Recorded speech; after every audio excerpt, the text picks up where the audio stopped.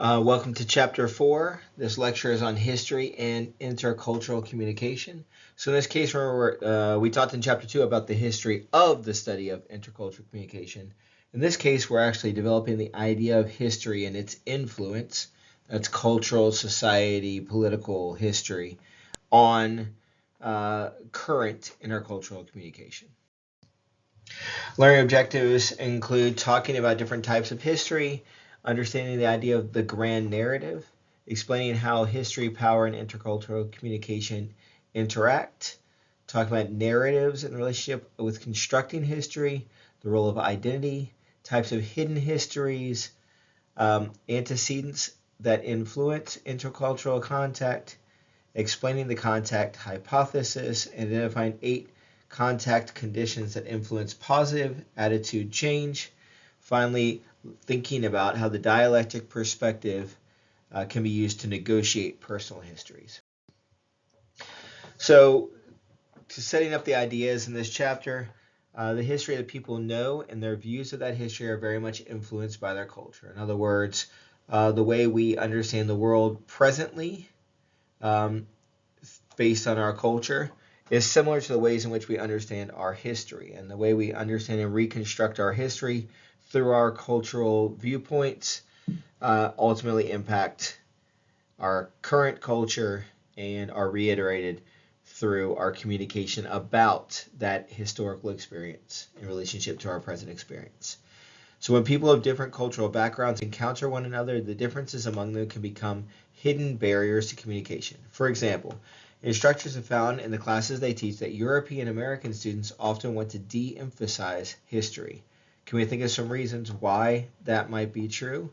Well, in particular, we know recently with the increase in study of previously marginalized histories, so histories in particular about slavery and the African American diaspora in America, sometimes people who are of European American descent can find themselves questioning their own role or the historical figures and people in their lives' roles in having owned other people.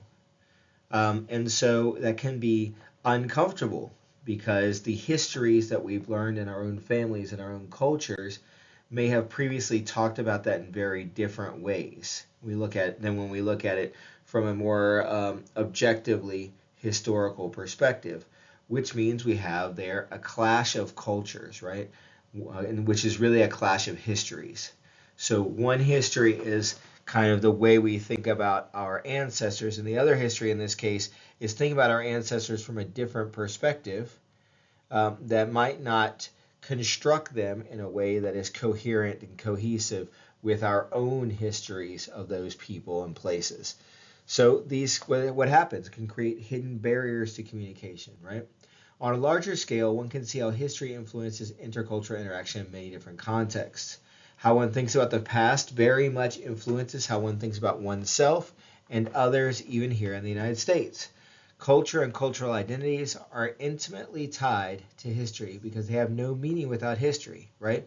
Culture is the result of patterns of symbolic acts and behaviors, right? And so patterns over time, that's history, right? These practices and beliefs that we kind of inherit through our culture and through our families, through our groups, that's history, right? It's important to be sure that you remember there is no single version of history. There's no actual interpretation of the facts of what happened that everybody agrees on. The past has been written in many different ways, right? Oftentimes we don't have sufficient documentation to know exactly what happened, and it's impossible to know in the interior thoughts of every person who participates in the past and even present, right? And so there is always some level of interpretation, and that interpretation is guided a lot of times by our culture. And so we have to recognize that different cultures result in different versions of history about the same external reality, okay? So think about from the idea of history as a monocultural single thing. So the idea of histories. There are many different kinds of history that can influence an individual's understanding of who people are as individuals, as family members, as members of cultural groups, and as citizens of a nation. So to understand the dialectics in everyday interaction, people need to think about the many histories that help form their different identities. These histories necessarily overlap and influence each other, right? So there are political, intellectual, and social histories, family histories, national histories, and culture group histories, all of which, in some variation, make up part of how we identify as parts of different cultures. So first, political, intellectual, and social histories. Identifying the various forms of historical context is the first step in understanding how history affects communication. So some people restrict their notion of history to documented events. These written histories focus on the development of ideas and are often called intellectual histories, right? This is the kind of history you get in a textbook. Although people cannot read every book written, they do have a greater access to written history than they do from other kinds of histories, right? You can't rewind in time and actually participate in that history. So having some kind of record of it makes that history accessible to us. But we have to remember they're written by people from cultures. And through that communication of that history, they are reiterating some version and view of that history that is culturally influenced, okay? So when these types of histories focus on political events, it is referred to, they are referred to as political histories, obviously, right? So political events, you can think about elections, protests, laws, right? All these different ways in which the politics of the culture we're reading about, the history we're reading about, is connected to history, right? So politics. Some writers seek to understand the everyday life experiences of various groups in the past. What they document are called social histories, right? So we might want to know how people of a particular class or in a particular job lived their lives. You see this a lot in historical novels, for example, which are versions of histories, sometimes more or less accurate, accurate's a bad word there, right? More or less consistent with factual events, right? But sometimes very consistent in showing the social realities of people who lived during those times. But of course, there are historians who also conduct and write social histories. Absent history does not mean that people did not exist, right? So some histories are not documented or not well documented. It doesn't mean that those people didn't exist and that culture didn't exist. It means that those cultures weren't documented, right? So we have to be careful that intellectual histories are not the only histories that exist. There are oral histories, and there are absent or lost histories. To consider such absent histories requires that people think in more complex ways about the past and the ways it influences the present and the future. So we can think about some people whose histories were not recorded because they were not part of majority cultures, or they are kind of side characters in majority dominated histories, right? This happened, of course, with slaves who were taken from their communities in Africa, American slaves, right, taken from their communities in Africa and brought to the United States, torn away from what was their previous history, and a history that was largely not recorded because they were oral cultures, not written cultures. So those people are actually removed from their culture. If they're absent history, doesn't mean that they don't have a past in Africa. It means that over time, that history was not recorded and was lost. So scholars will often try to recover these absent histories by finding what they can of documents and documentation of, for example, records of where slaves came from on particular ships to particular places, and then trying to connect back perhaps to colonial records in these African nations to see, right, if we can build some version of that history. And oftentimes these result not in political histories, but in social histories. That is, what was it like for the African who was taken on a slave ship and sold into slavery and moved through slavery and ultimately into freedom and ultimately into through the 20th century. So increasingly, as there are more other records, historians can compile intellectual histories of these people and their experiences. Altered history is another way that influences how people see themselves and others. In altered history, the past is changed to fit particular worldviews and interests. In this sense, history is not a series of facts to be memorized, but a place where the past can be used for present interests and goals. And so you can see this in different cultures who try to appropriate historical figures to set an example for their current desires, right? Of how maybe men should be or women should be, or how politicians should be, based on a particular view of a almost mythical version of a historical character. And so I like to use the example of George Washington. I remember being in third grade and learning George Washington chopped down a cherry tree, but he could not tell a lie, and so he admitted to it, right? This was not history, right?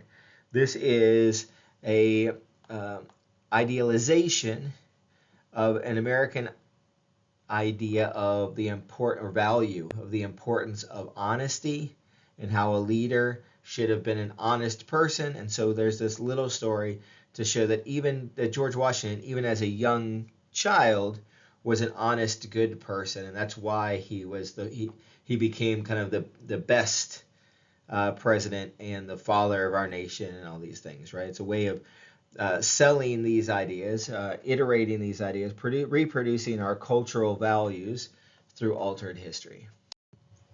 Family histories occur at the same time as other histories, but on a more personal level. They are often not written down, but are passed along orally from one generation to the next. So likely you've heard stories from your parents or grandparents or great-grandparents even about who the other people in their family were, things they did, places they lived. These are family histories.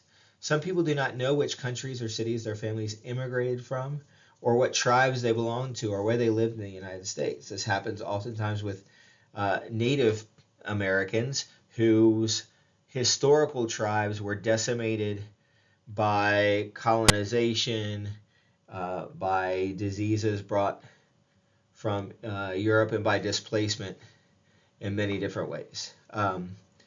So that doesn't mean, though, that the family doesn't have history, right? It means that it's harder to construct an intellectual history, and therefore they rely more heavily, perhaps, on oral histories and the stories that they heard from the people and family members with whom they communicated, right? Other people place great emphasis on knowing that their ancestors, for example, fought in the Revolutionary War. You might see the sons or daughters of the Revolutionary War survived the Holocaust, or traveled the Trail of Tears when the Cherokees were forcibly relocated from the southeast to present-day Oklahoma. Many of these family histories are deeply intertwined with political, social, and ethnic group histories, but the family histories identify each family's participation in these events, right? So it's kind of like a microcosm, right? A particular person involved in these larger events. The emphasis is on that particular person as a member of the family within that broader historical context, right?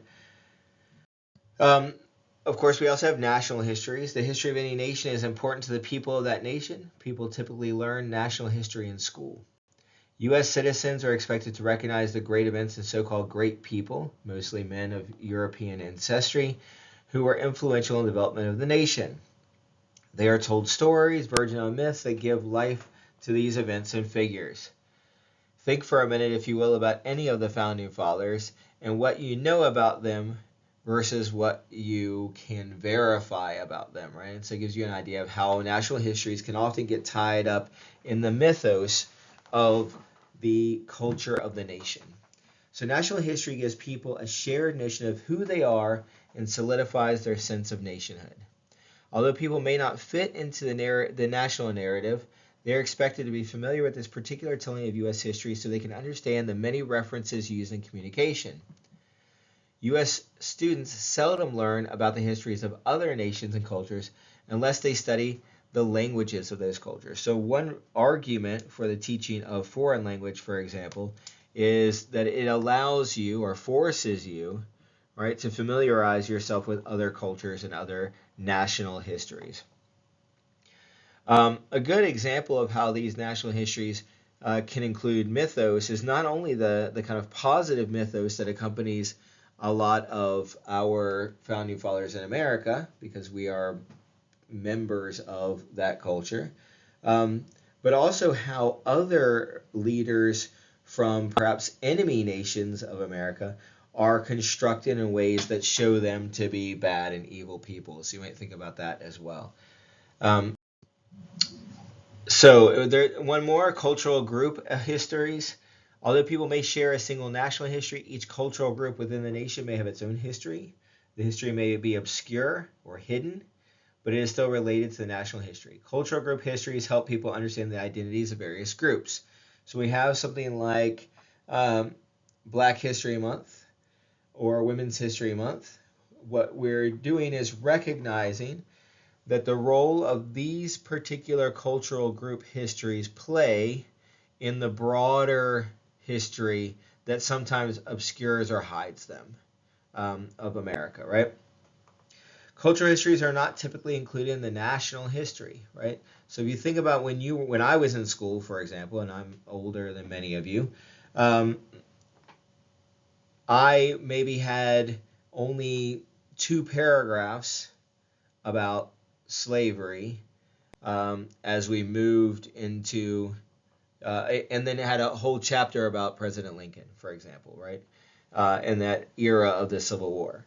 And so in that way, that cultural history was briefly included, but was not developed in the same kind of way as other histories because it wasn't part of what was important to the dominant culture at the time when I was in school. That dynamic continues to change as the dynamics of our culture change, right? So it's important that we are aware always of the fact that there are cultural group histories within national histories. That is, national history isn't representative of all members. And in fact, there are lots of overlaps then between different cultures that we can be aware of, and that everyone has their own history and the way they understand their history based on their own cultures, which can be thought of through these overlapping identity features, right?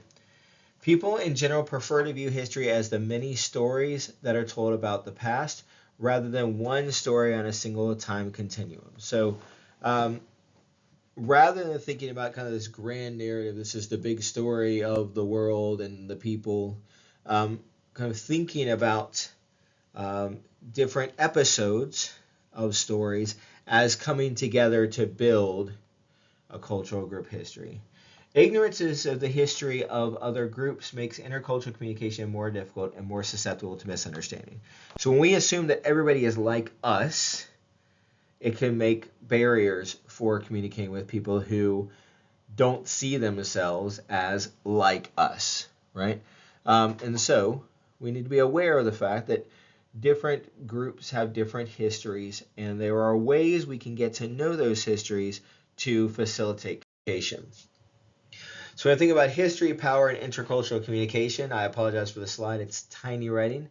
But power, of course, as we talked in the last chapter, is a central dynamic in intercultural communication. And of course, writing, and writing in particularly history, is very much laden with power. It influences the content of the history that people know, right?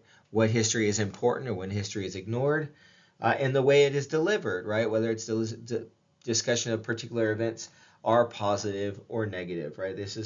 Power dictates what is taught and what is silenced, what is available and what is erased. Okay?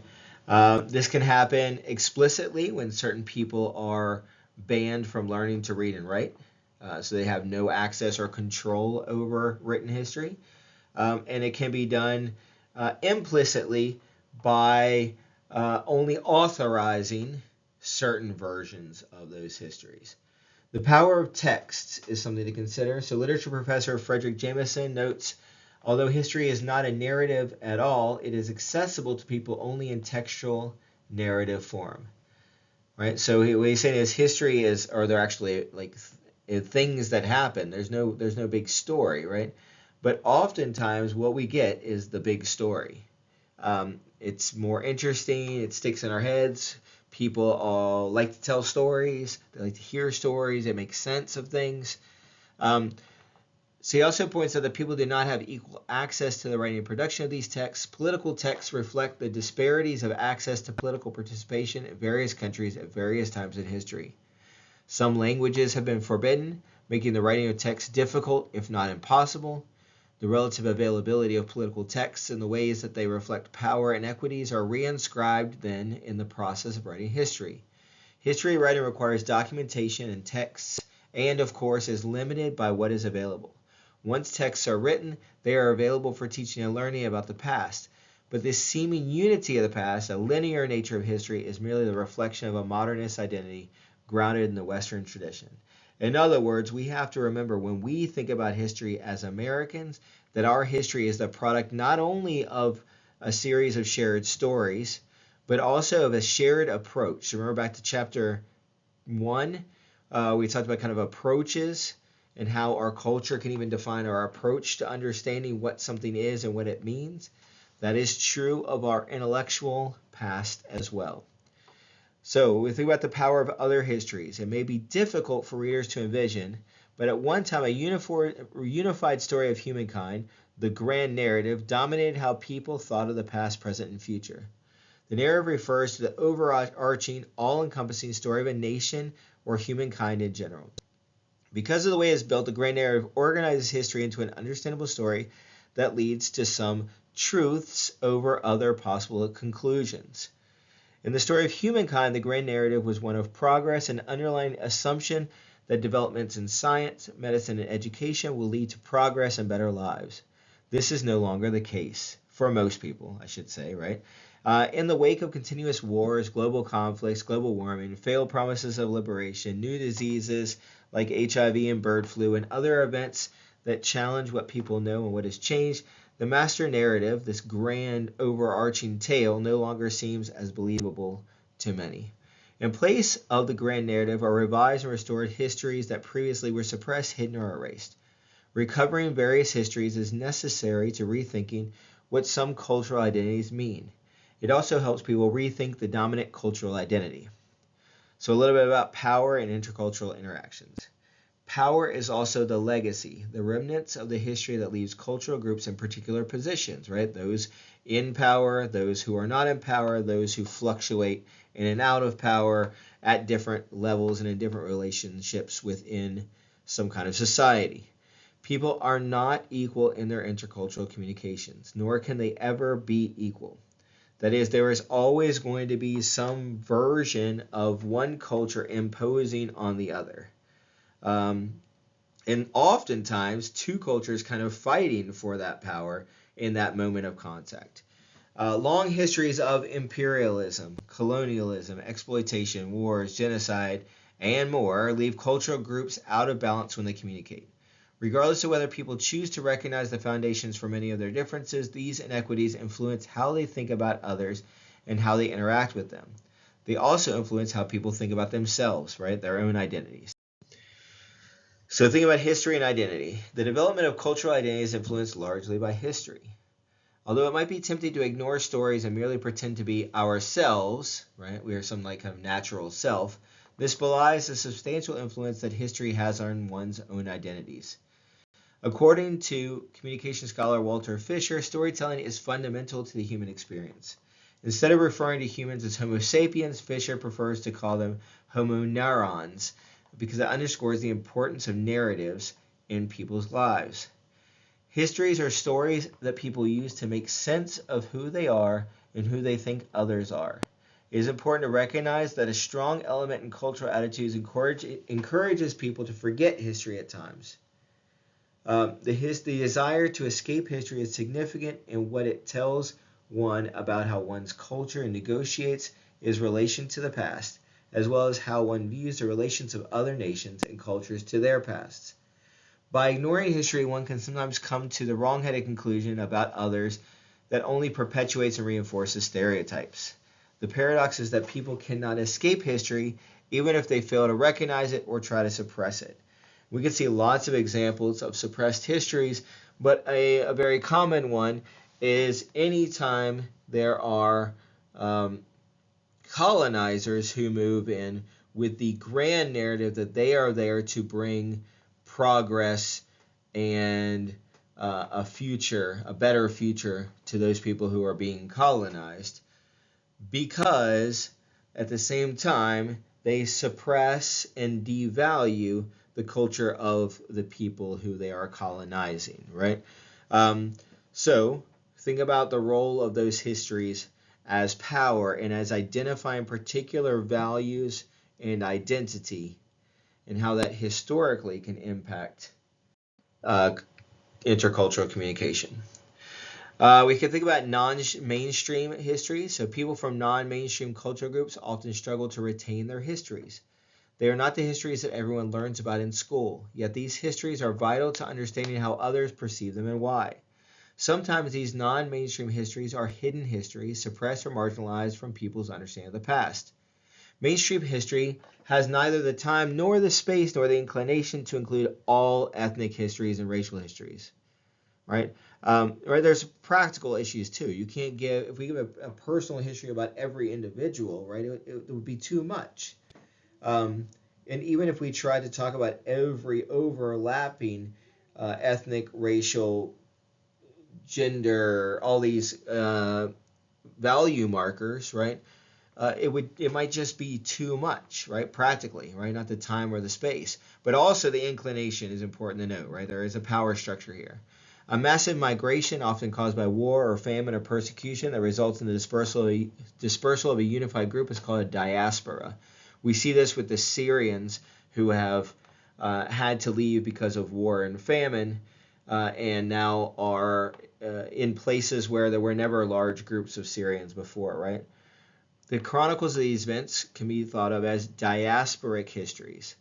Colonial histories are useful in helping understand the dynamics of intercultural communication today. Colonial histories, of course, are those histories of intercultural communication where a dominant culture comes in and colonizes another culture. So think about why the United States speaks English today as their dominant language, and you'll recognize, of course, the aspect of and the influence of the colonization of British peoples on large sections of what is now the United States, right? Feminist scholars have long insisted that much of the history of women has been obliterated, marginalized, or erased. Although there is much interest in women's history among contemporary scholars, documenting such gender histories is difficult because of traditional restrictions on women's access to public forums, public documents, and public records. We could see this in contemporary standards in Afghanistan, where before the revolutions of the early 80s, Afghani women were authorized to work and hold positions of power in their culture, and now have been completely flipped and are denied access to basic education, right? So we can see that it's not like in the past women had one right, and then we're slowly, like in the United States, women getting more access and more rights to participation in our democracy. Sometimes it is a case where those that marginalization kind of is not there and then returns, right? And then maybe will go away again and then returns. And so there are periods of history then that could be lost. And history before those events can be lost if those histories are removed from the dominant telling of histories, right? Sexual orientation history includes the history of experiences of gays and lesbians, and et cetera, et cetera.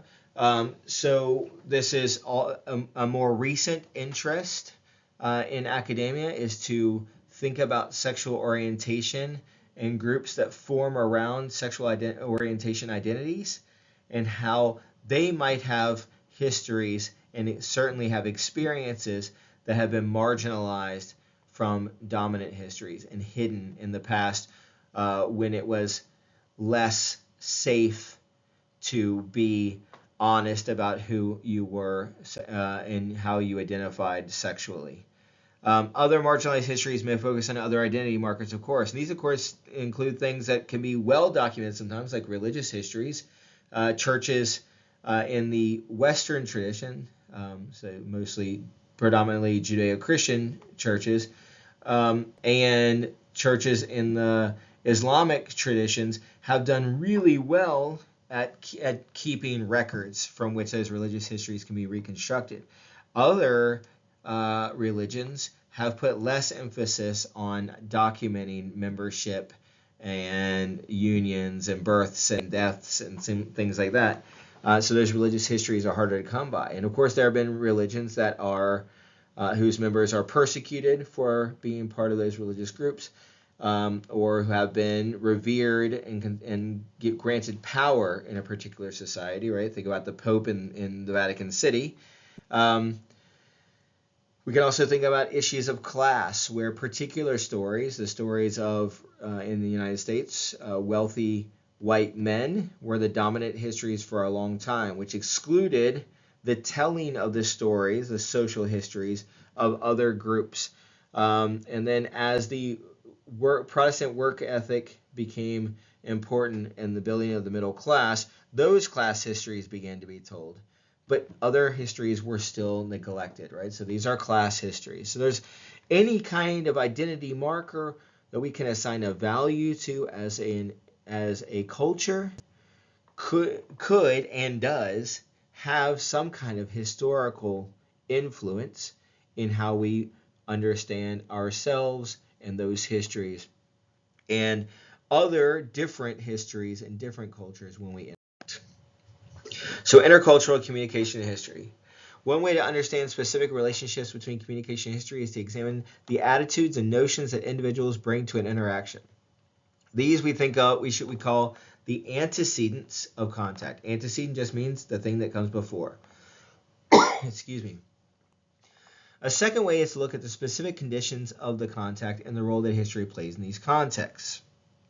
For example, in post-colonial situations in countries that were once colonized and have moved out of colonization to reestablish independence, that specific context of leaving a culture and trying to reconnect to a culture that you have been disconnected from and trying to figure out a new culture makes for a really complex context zone that is heavily influenced by history and by the current context, right?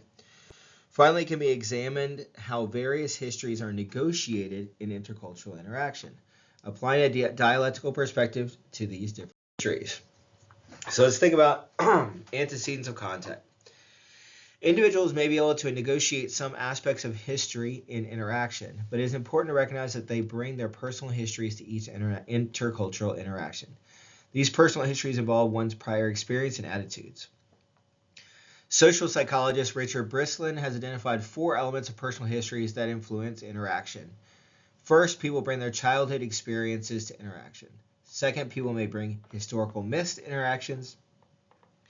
Third, the language that people speak influence their interactions. And finally, people tend to be affected by recent vivid events.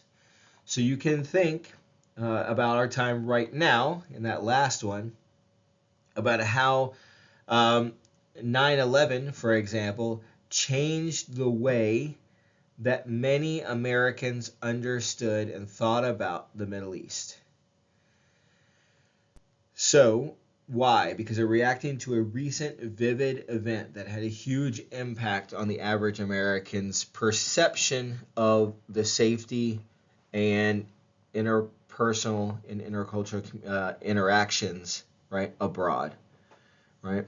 That is complicated then by number 3, that the languages you speak are so different that it leads to a clear disconnect.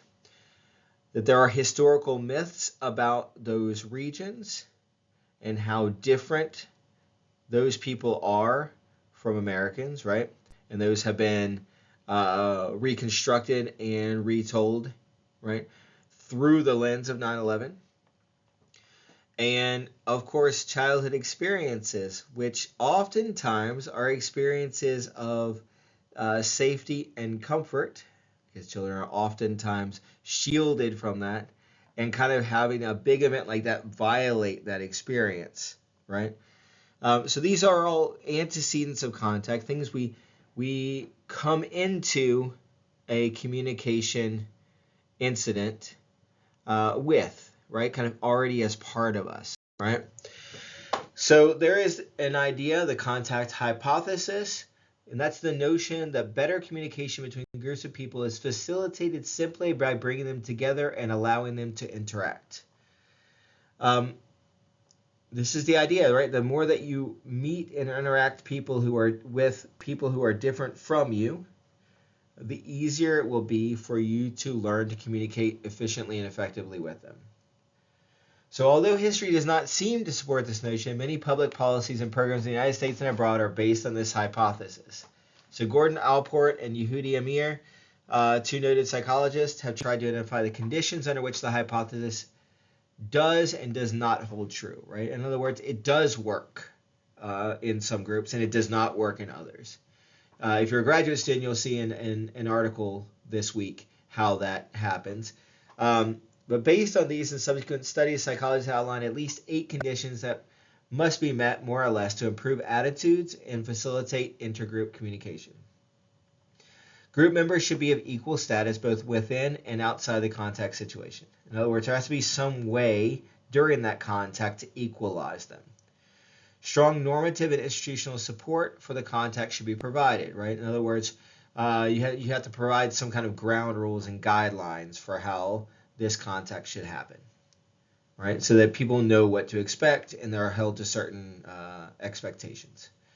Contact from the group should be voluntary, right? You can't just throw people together and like force them to get along. We know this, right?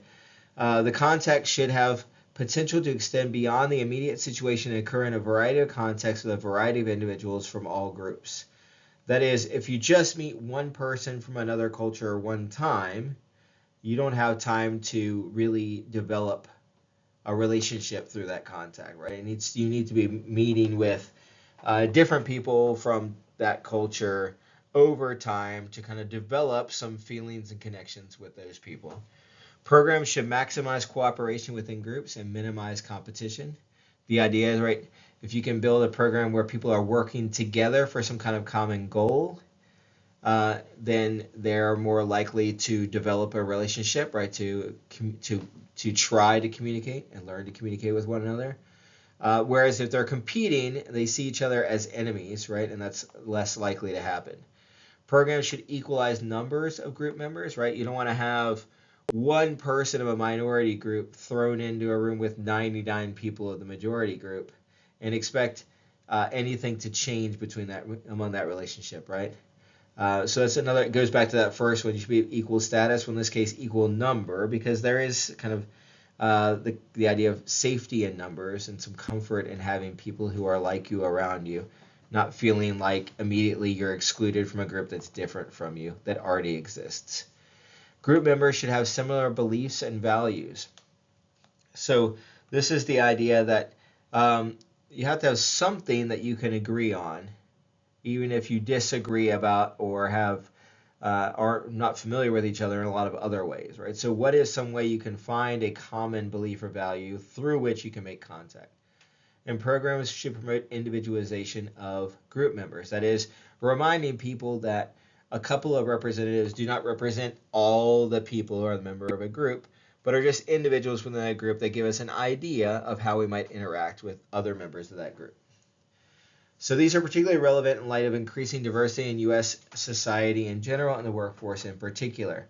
If somebody comes and joins a workplace and they are significantly and obviously different culturally from other people in that workplace, how could you build a system or a protocol through which those people could feel comfortable interacting with one another in that workplace, right? Negotiating histories dialectically in interaction. So first, it's important to recognize that people bring their own histories, some known, some hidden, to interactions. We've established this. They can then try to evaluate the role that history plays for those with whom people interact, right? So kind of thinking about how you're influenced by your own history and thinking how their history might be different from yours. Second, one should understand that the role that histories play in one's identity and in what one brings to the interaction, right? So history matters. Sometimes it's unwise to ask people where they are, for example, really from, as that immediately says, like, you're not from here, right? You're not like me. Recognizing a person's history and its link to his or her identity in communication is a first step in establishing intercultural relationships. Sometimes the past-present dialectic operates along with the disadvantage-privilege dialectic. Two dialectical tensions emerge here. First, between privilege and disadvantage, and second, between the professional and the social. Both of these dialectics affect one's view of the past, present, and the future. Embedded in individuals' backgrounds are dialectical tensions between privilege and disadvantage and the ways in which those factors were established in the past and the present, right? Some people, because of their history, will come into a situation feeling very comfortable and confident as they are privileged in that context. And some will come in very nervous and anxious because they have historically been disadvantaged in that context. So part of what we need to figure out through dialectical considerations is how to equalize or level the playing field for these two people or these two groups. Then there is a dialectical tension between seeing oneself as a unique person and as a member of a social class. Remember, we're both of those things. We are both always ourselves, an individual, a product of our history and our culture and our biology, right? But also, right, members of different cultural groups. Who people think we are today is very much influenced by how they view the past, how they live, and what culture they believe to be their own. So we also have to be aware, it's not only us being aware of our own cultures, but us being aware of how somebody else might perceive us through their understanding of our history and our culture. So some big ideas here, and this kind of sets the dialectical approach for the rest of the class. We'll be slowing down a little bit, moving through some longer chapters, more examples, more practical applications. So if you have any questions about these early ideas, please let me know. I'm here to help.